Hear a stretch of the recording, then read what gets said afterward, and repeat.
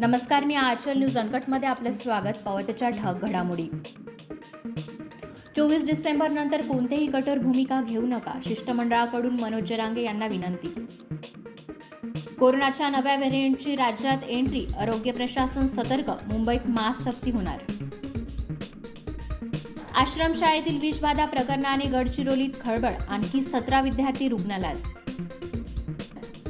राज्यात लवकरच पुणे छत्रपती संभाजीनगर द्रुतगती मार्ग बांधला जाणार, केंद्रीय मंत्री नितीन गडकरी यांची लोकसभेत माहिती.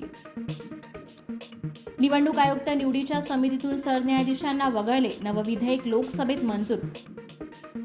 संसद भवनाच्या सुरक्षेची जबाबदारी आता CISFकडे, घुसखोरीच्या घटनेनंतर गृह मंत्रालयाचा मोठा निर्णय. राम मंदिर उद्घाटन सोहळ्यासाठी सोनिया गांधी आणि खरगेंनाही निमंत्रण.